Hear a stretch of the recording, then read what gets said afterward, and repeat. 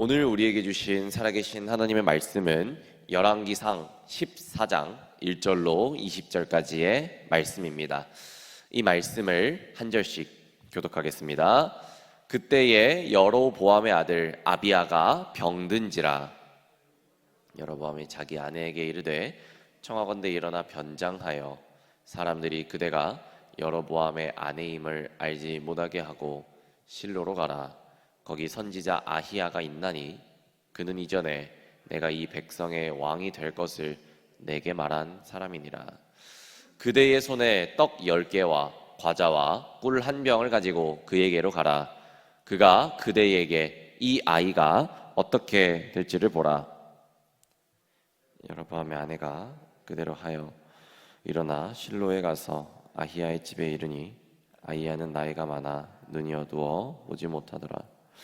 여호와께서 아히야에게 이르시되 여로보암의 아내가 자기 아들이 병 들었으므로 내게 물으러 오나니 너는 이러이러하게 대답하라.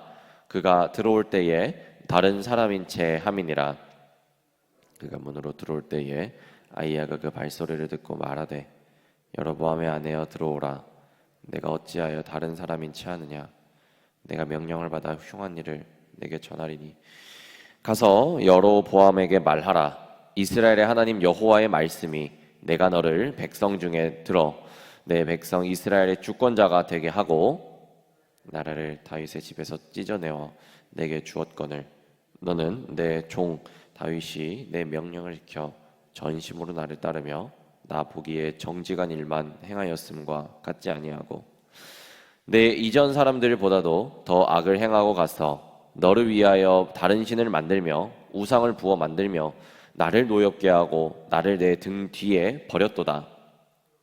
그러므로 내가 여로보암 집에 재앙을 내려 여로보암에게 속한 사내는 이스라엘 가운데 매인자나 노인자나 다 끊어버리되 거름더미를 쓸어버림 같이 여로보암의 집을 말갛게 쓸어버릴지라. 여로보암에게 속한 자가 성읍에서 죽은즉 개가 먹고 들에서 죽은즉 공중의 새가 먹으리니 이는 여호와께서 말씀하셨음이니라 하셨나니 너는 일어나 내 집으로 가라. 내 발이 성읍에 들어갈 때에 그 아이가 죽을지라. 온 이스라엘이 그를 위하여 슬퍼하며 장사하려니와 여로보암에게 속한 자는 오직 이 아이만 묘실에 들어가리니 이는 여로보암의 집 가운데서 그가 이스라엘의 하나님 여호와를 향하여 선한 뜻을 품었음이니라. 여호와께서 이스라엘 위에 한 왕을 일으키신 즉 그가 그날에 여로보암의 집을 끊어 버리리라. 언제냐 하니 곧 이제라. 여호와께서 이스라엘을 쳐서 물에서 흔들리는 갈대같이 되게 하시고 이스라엘을 조상들에게 주신 이 좋은 땅에서 뽑아 그들을 강 너머로 흩으시리니 그들이 아세라상을 만들어 여호와를 진노하게 하였음이니라. 여호와께서 여로보암의 죄로 말미암아 이스라엘을 버리시리니 이는 그도 범죄하고 이스라엘로 범죄하게 하였음이니라 하니라. 여로보암의 아내가 일어나 디르사로 돌아가서 집 문지방에 이를 때에 그 아이가 죽은지라. 온 이스라엘이 그를 장사하고 그를 위하여 슬퍼하니 여호와께서 그의 종 선지자 아히야를 통하여 하신 말씀과 같이 되었더라. 여로보암의 그 남은 행적 곧 그가 어떻게 싸웠는지와 어떻게 다스렸는지는 이스라엘 왕 역대 지략에 기록되니라. 함께 읽겠습니다. 여로보암이 왕이 된 지 22년이라 그가 그의 조상들과 함께 잠에 그의 아들 나답이 대신하여 왕이 되니라. 아멘. 인생을 살아가다 보면 참 우리가 정말 뜻하지 않은 사건들을 너무나도 많이 만나게 됩니다. 이 오늘 말씀 속에서도 정말 뜻하지 않은 사건을 만나게 되는 주인공을 우리가 만나볼 수 있는데요. 바로 여로보암이 그 주인공입니다. 그는 북이스라엘의 왕으로서 큰 권력 그리고 큰 재력 모든 것을 가진 사람이었습니다.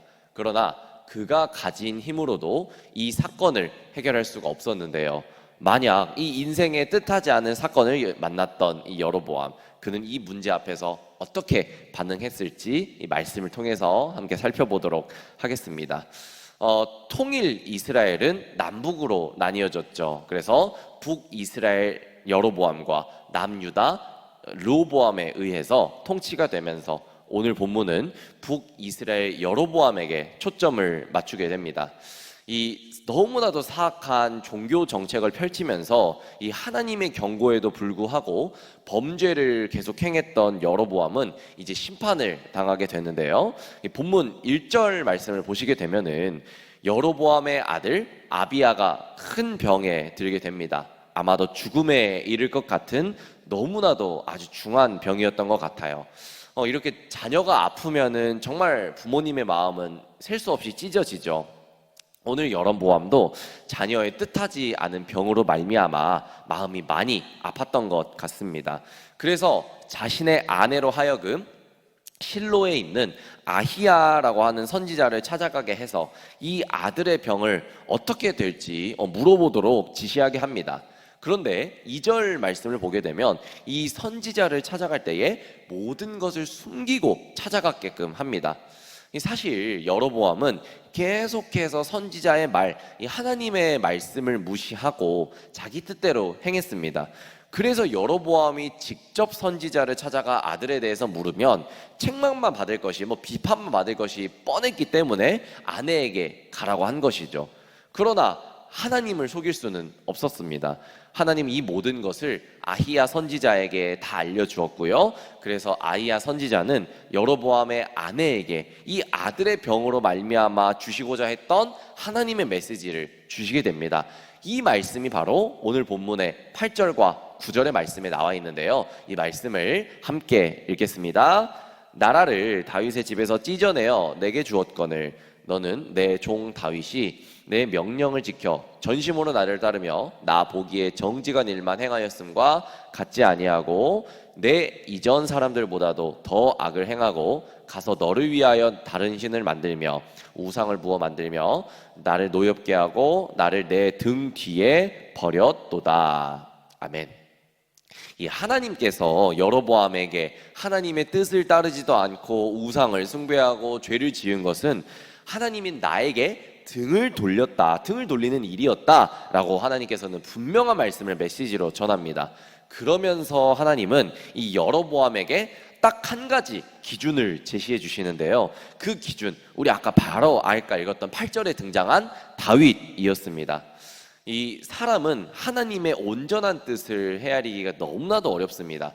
그러나 하나님께서는 친절하시게도 우리가 따라갈 수 있는 명백한 그리고 명확한 기준을 제시해 주시죠. 이 여로보암에게 주신 그 기준은 다윗과 같이 하나님의 말씀을 따라가는 삶이었습니다. 바로 그 삶이었던 것이죠. 저의 인생의 좀 터닝 포인트라고 좀 얘기할 수 있는 곳은 저 군대였는데요. 1월에 이제 입대를 했었습니다. 그러면서 이제 1월에 의정부 보충대 입대를 준비하면서 정말 많은 두려움이 있었어요. 매일매일이 참 좌절이고 또 처음 경험해 볼 수 있는 일이라서 참 여러 가지 좀 깊은 수렁에 빠졌다라고 얘기할 수가 있었는데요.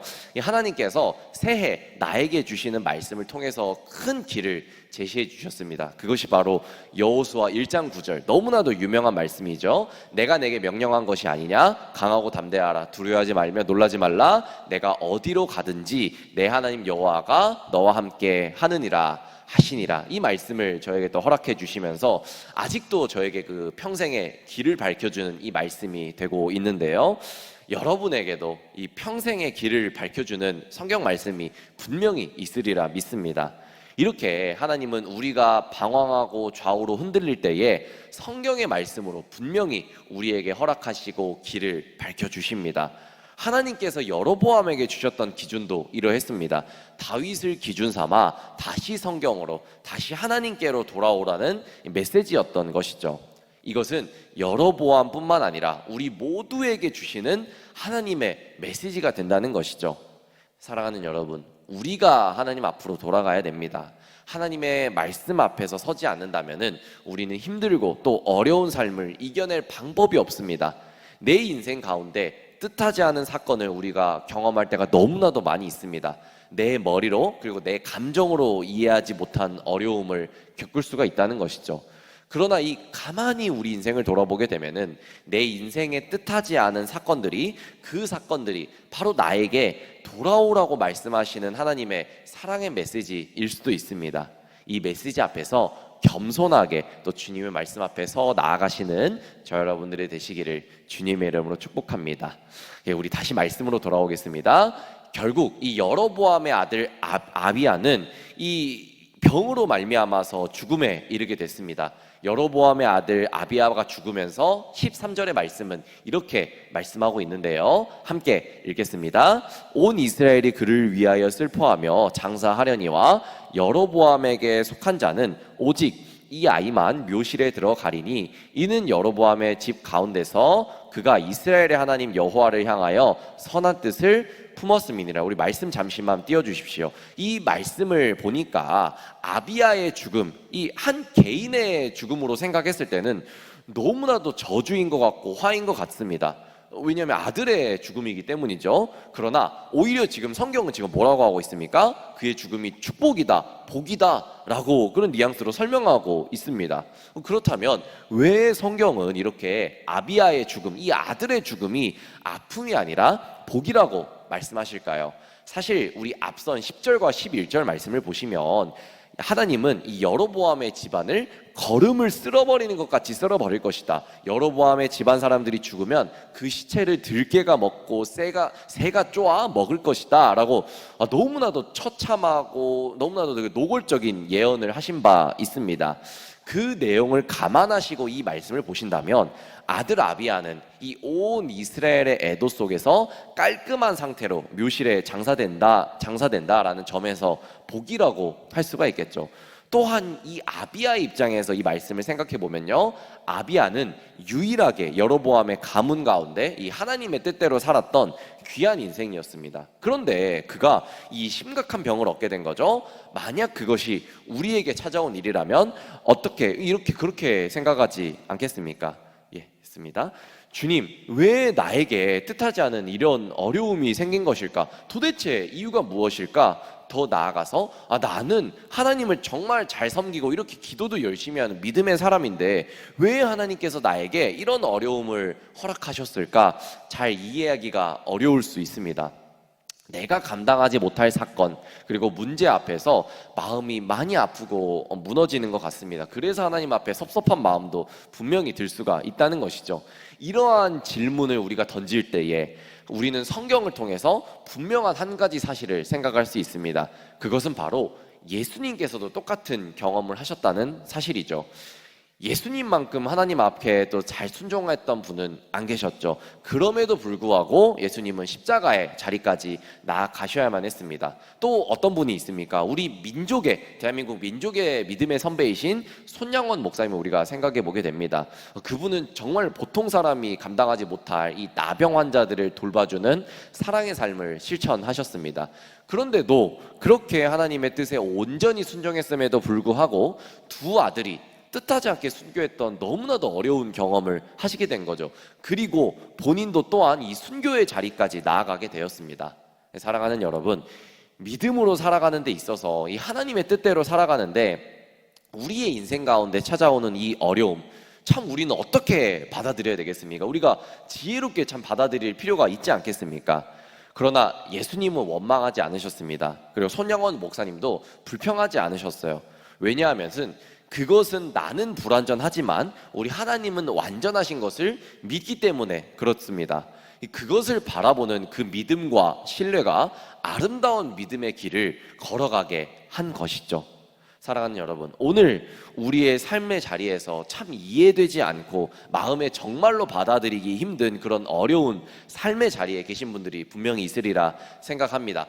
그런 삶이 찾아온다 할지라도 우리는 계속해서 하나님을 신뢰하기를 바랍니다. 그분은 절대 실수하지 않은 분이심을 우리가 믿어야 된다는 사실이죠. 하나님이 우리에게 이런 어려운 삶을 주신다는 것, 하나님의 실수가 아니라는 것, 하나님의 계획하심이라는 것을 우리가 분명히 깨달아야 되겠습니다. 그리고 이런 고백이 나와야 되겠죠. 주님, 나는 불완전하지만 하나님은 완벽하십니다. 이 고백이 정말 마음의 고백이 될 때에 우리가 정말로 이 믿음의 시련이 찾아올 때에 승리할 수 있고 하나님 앞에 정말로 나아갈 수 있음을 고백합니다. 그 믿음을 가지고 우리가 또 한 주, 한 달, 평생을 승리하시면서 살아가시는 저 여러분들의 복된 삶이 되시기를 주님의 이름으로 축복합니다. 함께 기도하겠습니다. 사랑의 주님, 뜻하지 않는 사건 앞에서 마음이 찢어지고 아플 때가 너무나도 많이 있습니다. 그 하나님을 따라서 순종하는 삶 가운데 이런 일이 있다는 것이 도저히 이해가 되지 않지만, 그러나 오늘 말씀을 붙잡고 하나님 앞에 나아갑니다. 끝까지 주님을 신뢰합니다. 하나님은 실수하지 않으신다라는 그 믿음을 가지고 오늘 하루도 나아갑니다. 주님, 이 하루가 하나님께서 주시는 은혜로 힘차게 나아갈 수 있도록 주님 나와 동행하여 주시옵소서. 하나님, 정말 주님을 사랑합니다. 하나님, 정말 주님을 사랑합니다. 그런 주님께서 우리에게 주신 시련조차 아버지, 그 믿음으로, 감사함으로, 사랑으로 잘 감당하며 나아갈 수 있는 담대함 허락하여 주시고, 우리는 그 시련을 견딜 수 없습니다. 부끄러운 고백이지만 주님 올려드립니다. 그러나 주님의 손 잡고 일어날 때에 분명히 이것이 고난이 기쁨이 될 줄 믿습니다. 하나님께서 함께해 주시고 우리와 늘 동행하여 주시옵소서. 살아계신 예수님 이름으로 감사히 기도드렸습니다. 아멘.